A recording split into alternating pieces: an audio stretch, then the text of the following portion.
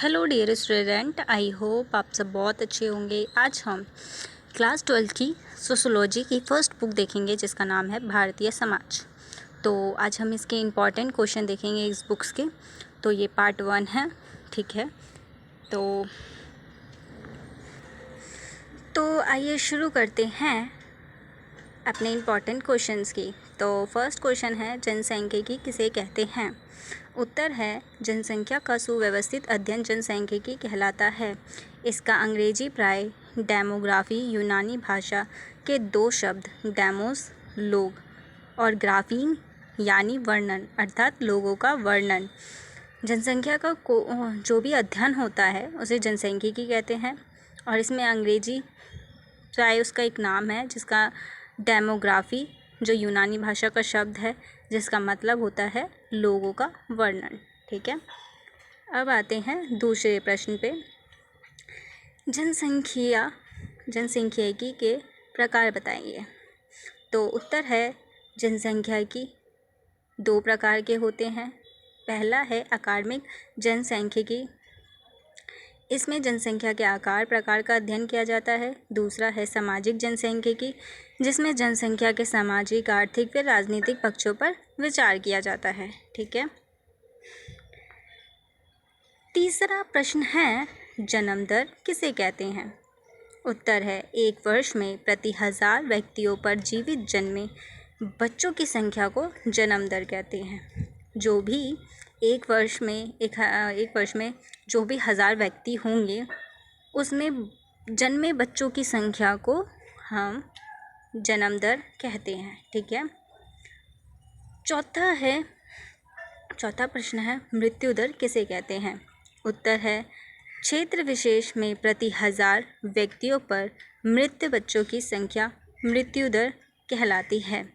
एक क्षेत्र में प्रति 1000 व्यक्ति है, उसमें मृत बच्चों की संख्या को हम मृत्यु दर कहते हैं, ठीक है। अब आगे है पांचवा प्रश्न, प्राकृतिक वृद्धि दर या फिर जनसांख्यिकी वृद्धि दर किसे कहते हैं? उत्तर है, जन्म दर व मृत्यु दर के बीच का अंतर, जब यह अंतर 0 या कम हो जाए तब हम कह सकते हैं कि जनसंख्या स्थिर हो गई है या जनसंख्या वृद्धि दर कहते हैं। कभी कभी जब जन्म दर और मृत्यु दर दोनों बराबर हो जाते हैं या बहुत कम हो जाते हैं, ना कोई जितना मर रहे हैं उतना ही पैदा हो जाते हैं, तो इनके बीच का जो अनुपात होता है वो 0 हो जाता है, तो हम कह सकते हैं जनसंख्या स्थिर हो गई है, ठीक है। अब आते हैं छठे प्रश्न पर, प्रतिस्थापन स्तर किसे कहते हैं और कौन कौन राज्य बराबर और नीचे हैं प्रतिस्थापन से, ठीक है। तो उत्तर है, अब यह एक ऐसी अवस्था होती है जब जितने बूढ़े लोग मरते हैं उनका खाली स्थान भरने के लिए उतने ही नए बच्चे पैदा होते हैं, ठीक है। तो उसे प्रतिस्थापन दर कहते हैं। जितने लोग मरे उतने ही बच्चे पैदा हो गए, तो इसे प्रतिस्थापन कहते हैं, ठीक है। भारत में केरल के कुछ प्रजनन पर वास्तव में प्रतिस्थापन दर के नीचे है। जो केरल हमारा राज्य है वहाँ पे लोगों की जन्म बहुत कम होता है और मृत्यु ज़्यादा होती है, ठीक है। और हिमाचल प्रदेश, पश्चिम बंगाल, कर्नाटक, महाराष्ट्र की प्रजनन दर प्रतिस्थापन के बराबर है। जो ये कुछ ऐसे राज्य हैं जहाँ पे मृत्यु और जन्म दोनों बराबर होते हैं, ठीक है। बिहार, उत्तर प्रदेश, राजस्थान, मध्य प्रदेश ऐसे राज्य हैं जो प्रतिस्थापन दर के ऊपर है। ये कुछ ऐसे राज्य हैं जहाँ मृत्यु कम होती है, जन्म ज़्यादा होते हैं बच्चों के, ठीक है। इस विभिन्नता के पीछे शिक्षा तथा जागरूकता के स्तरों में वृद्धि होना या ना होना, यहाँ पे जागरूकता की कमी है शिक्षा के अंदर, ठीक है। अब जानते हैं 7वां प्रश्न, प्रजनन दर किसे कहते हैं? उत्तर है, बच्चे पैदा कर उनकी आयु 15 से 39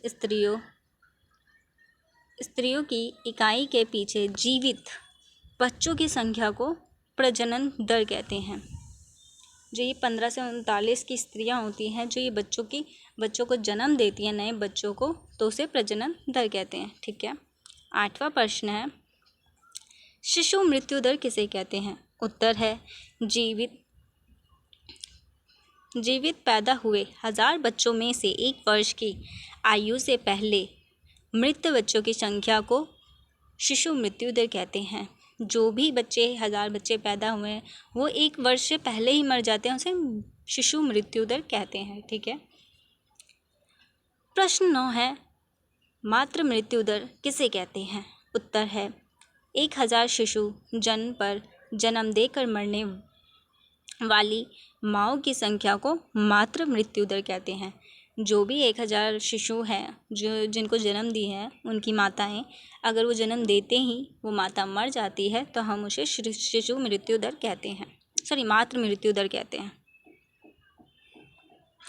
10वां प्रश्न है, लिंग अनुपात किसे कहते हैं? उत्तर है, प्रति 1000 पुरुषों पर निश्चित अवधि के दौरान स्त्रियों की संख्या को लिंग अनुपात कहते हैं। तो प्रति 1000 पुरुष पर निश्चित अवधि के दौरान स्त्रियों की संख्या जो होती है, जो अंतर होता है, उसे लिंग अनुपात कहते हैं। ठीक है। तो यही हमारी प्रश्न होते हैं खत्म। तो थैंक यू।